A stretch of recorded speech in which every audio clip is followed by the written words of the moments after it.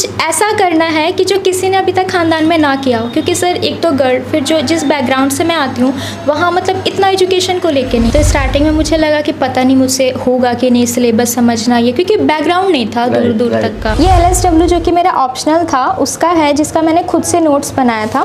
ये मैंने पहले देख लिया था कि कौन से टॉपिक्स मुझे कवर करने और कौन से टॉपिक्स नहीं। क्वेश्चन बैंक लिया था, ये तीनों ज्योग्राफी, इकोनॉमी और साइंस एंड टेक के। जब इंटरव्यू की प्रिपरेशन करते हैं तो कुछ उस टाइम के क्वेश्चन होते हैं इंपॉर्टेंट, जिस पे आपको फोकस करना होता है। मैम ने यही कहा कि मैम आप जाओ, और हम दुआ करते कि आपको वापस इस जॉब पे ना आना पड़े।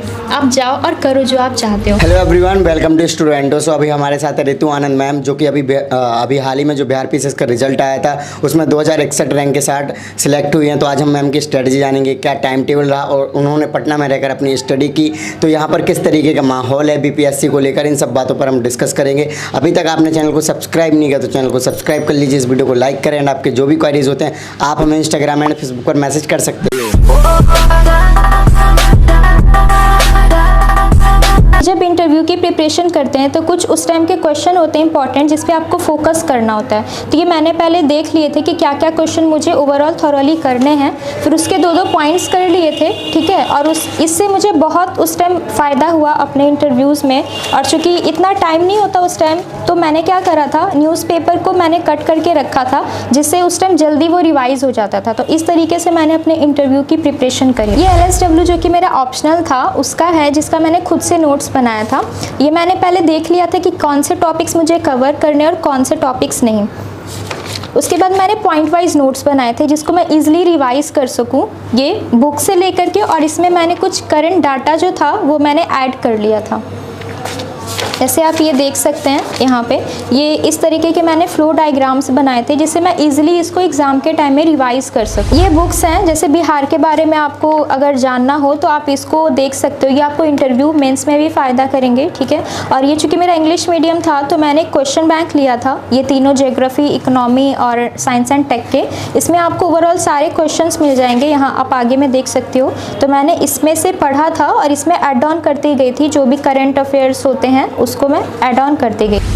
मैम सबसे पहले आप अपना नाम और एजुकेशन बैकग्राउंड बताइए। सर मेरा नाम रितु आनंद है और मैंने 2015 में BTech करी है कंप्यूटर साइंस एंड इंजीनियरिंग से। उसके बाद मैंने SBS ग्रुप ऑफ इंस्टीट्यूशन में एज ए टीचर वहाँ पे जॉब करी थी। बट 2016 में अपने फादर की डेथ के बाद मुझे वापस आना पड़ा और उसी टाइम से मैंने सिविल सर्विसेज की प्रिपरेशन स्टार्ट करी है। और अब सर फाइनली 64th में मैं ब्लॉक SC/ST वेलफेयर ऑफिसर के लिए चयनित हुई हूँ, तो काफ़ी खुशी है उसके लिए। ओके, सो मैम जब आपका रिजल्ट आया था तो सबसे पहले आपने किन को कॉल किया था और उनका रिएक्शन क्या था? सर फर्स्ट ऑफ ऑल जब रिजल्ट आया था तो उस टाइम तो पहले सर यकीन ही नहीं था कि हाँ हो गई हूँ फाइनल सेलेक्टेड। सबसे पहले मैंने अपनी मदर को बताया था सर, और जो पहला कॉल मैंने करा था वो अपने सरवर सैयद हुसैन सर को करा था, जिनकी वजह से फाइनली मैं सिलेक्टेड हो पाई इंटरव्यू के टाइम में।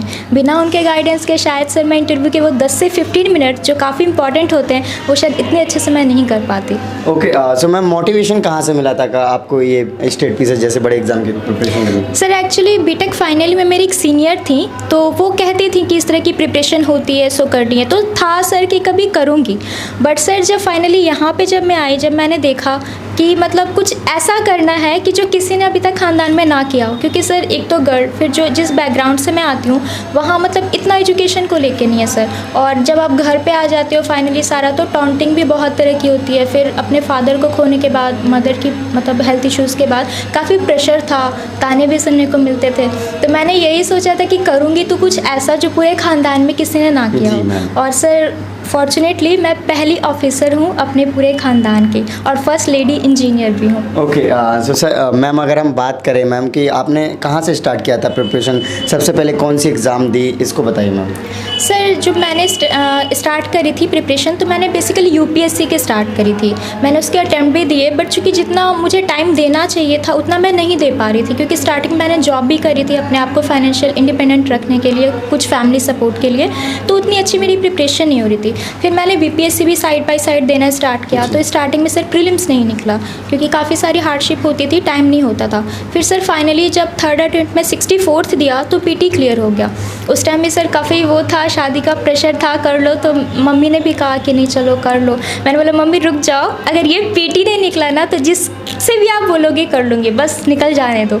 और सर जब इसका रिज़ल्ट आया था तो रात को अपलोड हुआ था इसका रिज़ल्ट 64 का, और मैं उस टाइम 4 बजे उठती थी, तो मैंने 4 बजे उठा ऐसे ही चेक किया, मैंने बोला अच्छा रिज़ल्ट आ गया, हाथ पाँव सब ठंडे, जब देखा तो फाइनली मेरा नाम था और मैं इतनी खुश हुई सर, मैं आपको बता नहीं सकती।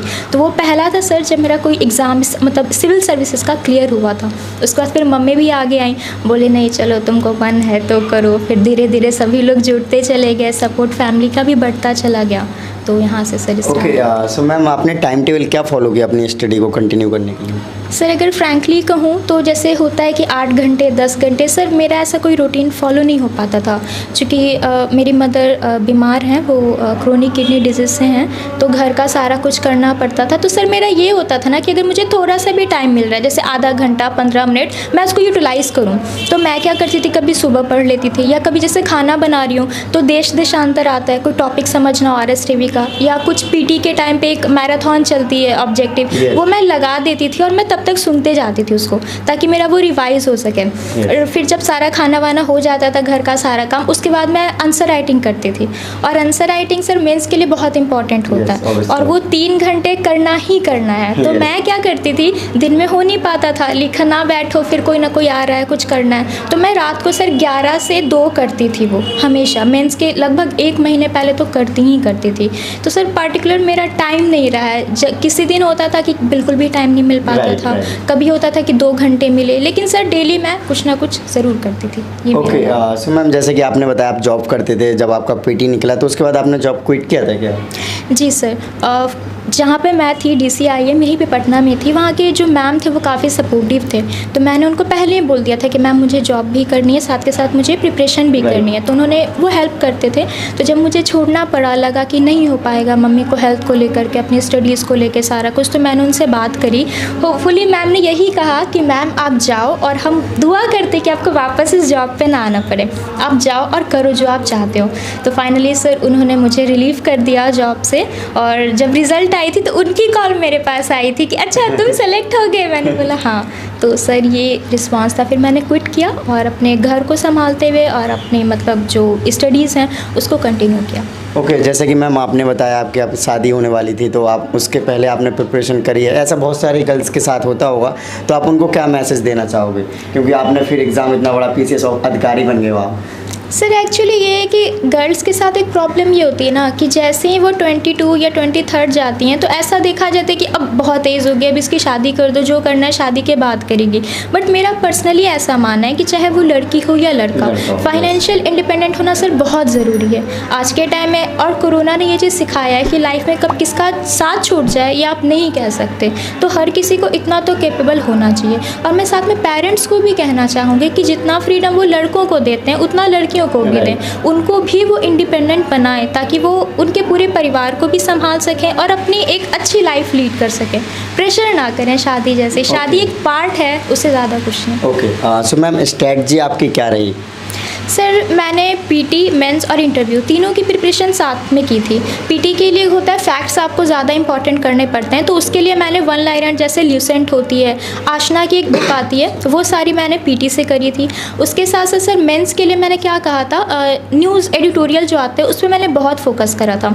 जैसे द हिंदू जब मैंने स्टार्टिंग में सर करनी स्टार्ट करी थी प्रिपरेशन, तो मुझे याद उस टाइम पैसे की बहुत प्रॉब्लम थी, तो एक द हिंदू 12 रुपये का आता था, तो मैं उस टाइम उसको नहीं खरीद पाती थी, तो मैं खुदा बख्श लाइब्रेरी जाती थी उसको सुबह पढ़ने के लिए, क्योंकि वो मुझे बहुत अच्छा लगता था। और ना द हिंदू से आपके 80% कवर हो जाते हैं, मुझे ऐसा लगता है। तो सर मेंस के लिए मैंने बेसिकली उसी पे फोकस करा था। उसके केसेस, जो केस स्टडीज़ आती हैं, उसके अलग अलग डेटा आते हैं महिलाओं को लेकर, इन सबको मैंने एक A4 शीट पे लिखती थी और उसको रिवाइज़ करती थी। और जब मैं मेंस का पेपर लिखती तो मैं कोशिश करती थी कि उनको डालूँ और हाईलाइट करके डालूँ, वो आपका हेल्प करते हैं मैक्सिमम मार्क फेच करने के लिए।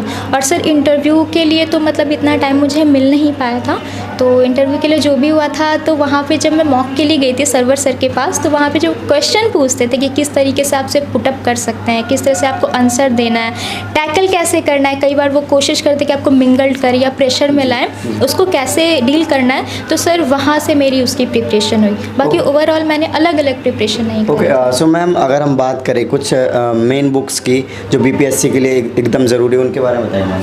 सर बीपीएससी के लिए क्या होता है ना कि कुछ सिलेक्टेड टॉपिक्स होते हैं, बहुत वाइड में नहीं पढ़ना। तो हिस्ट्री के लिए आप एक बिहार एमिनेंस की बुक आती है आर्ट एंड कल्चर के लिए, वो आप ले सकते हैं। इम्तियाज़ अहमद की बुक आती है हिस्ट्री के लिए प्रॉपर, वो ले सकते हैं। पॉलिटी के लिए लक्ष्मीकांत सर बेस्ट है, उसके अलावा कुछ नहीं देखना। योजनाओं की बुक्स आती है, वो आप ले करके उसको देख सकते हैं, और इन सारी चीज़ों को आप मतलब यूज़ कर सकते हैं अपने आंसर राइटिंग में। सर यहाँ पे कुछ बुक्स हैं जो मैंने अभी फॉलो करी थी, तो ये सारी बुक्स हम यूज़ कर सकते हैं। ओके, सो मैम आप अपने आप को कंटिन्यू मोटिवेट रखने के लिए क्या करते थे? साथ में प्रेशर भी होता था कि भाई जल्दी करना है, या फिर ये जो भी आपने बताया था पहले family condition? Sir motivation actually क्या होता था ना कि कभी कभी लगता था कि यार छोड़ दो, नहीं होगा, बट छोड़ के भी क्या करेंगे। तो एक मतलब एक है सर कि जब आपको ये पता होता है ना कि मुझे क्यों करना है, तो आपको बाहर से किसी मोटिवेशन की ज़रूरत नहीं। अब मुझे पता था कि मुझे अपनी लाइफ एक अच्छे तरीके से लीड करनी है, जो जो बातें मैंने सुनी हैं तो उस चीज़ों का मुझे जवाब देना है, बोल के नहीं करके। और प्लस अपनी मम्मी की जो आगे जो उनका ट्रीटमेंट है मम्मा अच्छे से अच्छी जगह करवा पाऊँ, वो चीज़ को मैं एक एग्ज़ाम्पल नहीं बनना चाहती थी कि देखो बीटेक करके क्या घर पे ही तो बैठे, क्या हुआ, हम भी अपनी बेटियों को नहीं करवाएंगे। तो आज सर ये है, जब मेरा रिज़ल्ट आया तो एक दो हैं मेरी नोट जो मैरिड हैं, और उन्होंने पहले बोला था कि दी अब नहीं होता, अब रहने दो। उनकी कॉल आई, कहती कि दी आपने कैसे किया था, मुझे भी करना है, मेरे हस्बैंड बोल रहे हैं। तो ये सर मेरे लिए बहुत खुशी की बात है कि जिनको कहा गया था कि छोड़ दो, वो भी अब कह रही है कि मेरे हस्बैंड बोल रहे हैं। सर ये बहुत बड़ी बात है कि उनको भी अब वो आ गया है। ओके, सो अगर हम पटना में बात करें, पटना में क्या माहौल मिलता है बीपीएससी के लिए? सर जब मैंने इसकी प्रिपरेशन सोचा था तो मैंने कुछ सीनियर्स से बात करी थी, तो उन्होंने डायरेक्ट बोला दिल्ली जाओ और कोई ऑप्शन नहीं है। फिर मैंने पॉसिबल नहीं था सर, मैंने पटना में कोशिश करी, तो यहाँ का मुझे सर कुछ आइडिया नहीं था कोचिंग वगैरह का। तो स्टार्टिंग में मुझे लगा कि पता नहीं मुझसे होगा कि नहीं, सिलेबस समझना ये, क्योंकि बैकग्राउंड नहीं था दूर दूर तक का। तो फिर मैंने एक जगह एक से पूछा था, तो मैंने स्कॉलरशिप टेस्ट दिया था एक इंस्टीट्यूट का, मैं भी नाम नहीं लेना चाहूँगी उसका, तो दिया था मैंने उसका टेस्ट। तो स्कॉलरशिप पे मेरा वहाँ पे एडमिशन भी हुआ था, वहाँ पे कुछ मंथ में गई। बट सर एक तो मेरा मीडियम इंग्लिश था, वहाँ हिंदी में पढ़ाई होती थी, तो मुझे थोड़ी प्रॉब्लम होती थी। और उसके बाद मुझे लगा कि शायद मैं ट्रैक से उतर रही हूँ। वहाँ पढ़ते के साथ मैंने 2 बार पीटी दिया था, बट सर हुआ नहीं। तो फिर मैंने उसके बाद किसी दूसरे कोचिंग की तरफ देखा ही नहीं। मुझे लगा सेल्फ स्टडी बेस्ट है, और वो मेरे मतलब डेली जो रूटीन था सारा घर का करना, वो तो सूट भी करता था मुझे, कि पर्टिकुलर टाइम ना देके जब टाइम मिला आप पढ़ते जाओ। तो फिर हाँ, तो मैम आपके कुछ ऐसे पॉइंट्स या सीक्रेट्स रहे होंगे जो नए स्टूडेंट्स के साथ आप शेयर करो, जो कि सक्सेस में उनके काम आए? जी सर बिल्कुल, मुझे खुशी होगी। जैसे कि मैंने कहा मैंने बहुत कम टाइम में किया, कोई पर्टिकुलर नहीं। तो मैं क्या करती थी ना सर, जैसे द हिंदू से मैं क्वेश्चन उठाती थी और उसके आंसर लिखती थी। तो मैं कुछ आपको दिखाना चाहूँगी। अच्छा ठीक है, तो सर मैं उससे उठा लेती थी, और उसके नोट्स बना लेती थी टॉपिक वाइज, जैसे कि अमेरिका, अफगानिस्तान, ये सारे शॉर्ट में। मैप चार्ट बनाती थी, जैसे कि पॉलिटी है, गवर्नर के रूल्स, तो वो पूरा करना नहीं, एक फ्लो चार्ट बना लिया, अलग अलग सेक्शन डाल दिया कि एक पेज में आप रिवाइज कर सको। क्योंकि at the end of the day जब आप एग्जाम लिखते हो तो बस एक दिन भी नहीं सर, शाम का टाइम रहता है, तो जल्दी उसको कर लेना। तो इस तरीके से मैंने बहुत शॉर्ट करी थी। जैसे एक LSW है सर, तो बुक की जगह मैंने कुछ 100 या 200 में उसके शॉर्ट नोट्स बना लिए थे। तो मैं मतलब जो सेंटर था वहाँ पे मैंने उसको पूरा रिवाइज कर लिया था। तो सर वही क्या, मैं भी सेम टाइम मतलब सभी एग्ज़ाम्स में यही फॉलो करता हूँ। सो मैम लास्ट में अगर देखा जाए, जैसे ये पटना शहर है, इसमें आसपास के गांव के स्टूडेंट्स आकर रहना चाहते हैं, तो उनको कितना खर्चा पड़ जाएगा रूम रेंट को मिलाकर, और ऐसा कुछ आपको आइडिया हो तो? सर अगर वो यहाँ पे रहना चाहते हैं तो रूम सर हर एरिया वाइज है यहाँ पे। जैसे अगर आप थोड़ा लो स्टैंडर्ड के एरिया में लेते हो तो 3000-4000 में एक सिंगल बेड का रूम मिल जाता है। यही अगर आप कंकड़बाग के एरिया में लेते हो तो वहाँ 5 से 6000 में मिलता है, प्लस फूडिंग पे अगर वो बाहर लेते तो अगर नॉर्मल आप लेते हो तो आप मान के चलो कि मंथ का 6-7 से ऊपर 10 आप मान के चलो सर, सारा उनको पड़। सो मैम अगर हम बात करें ऐसी कोई बात जो मैंने आपसे ना पूछी हो, या फिर कोई मैसेज हो जो नए स्टूडेंट्स के साथ आप शेयर करना चाहते हो? सर मैं बस यही बोलना चाहूँगी कि हार्डशिप लाइफ में आती हैं, मेरे लाइफ में भी बहुत ज़्यादा थी हार्डशिप, अभी भी हैं, वो ख़त्म नहीं हुई हैं और शायद आगे भी आएंगी। तो उस चीज़ से कभी डिमोटिवेट नहीं होना। मैं यहाँ तक आई हूँ तो जिनका सपोर्ट था उससे ज़्यादा उनकी वजह से आई हूँ जिनके ताने थे। मतलब बहुत सारी चीज़ों से, इससे क्या होगा, कुछ नहीं होगा, पैसे बर्बाद कर दिए, घर पे आ गए। कहीं हम जाते भी थे अपने फैमिली मेम्बर के वहाँ पे, तो वहाँ भी हमें एज ए ट्रीट किया जाता था कि इनके पास कुछ है नहीं। लोग भी आते थे तो बाकी के घरों में जाते थे, हमारे घर में नहीं जाते थे। तो बेसिकली मुझे था कि चलो कोई बात नहीं, ये सारी चीज़ें हैं। तो मैं कोशिश, तो मैम पूरा चेंज हो गया ऐसा कोई? बिल्कुल सर, अब तो उन लोगों के भी मैसेज आने लगे हैं जिन्होंने पूछा तक नहीं था। मतलब इतने हार्डशिप हुए पापा के जाने के बाद, मम्मी अभी रिसेंटली हॉस्पिटलाइज थी उस टाइम भी, तो वो सारे लोग भी। तो आप ना जो आपका सब, आप ये सोचिए कि अगर जो सबसे वर्स्ट सिनारियो है मेरे लाइफ में जो आप इमेजिन करते हो, अगर वो हो गया तो क्या आप सरवाइव कर पाओगे? ये अपने आप से पूछो। और फिर भी अगर आपके अंदर से आ जाता है I will survive, then you can survive, तो आप बिल्कुल कर सकते हो। और मैं हमेशा अभी भी जब मुझे लगता है यार ये हो गया तो क्या मैं कर पाऊँगी, मैं ये बोलती हूँ कुछ भी हो जाए रही, तू करना है, तू कर लेगी। बस यही मैं सबसे कहना चाहूँगी कि आप कर लीजिए। Okay, so thank you so much ma'am for your lovely message.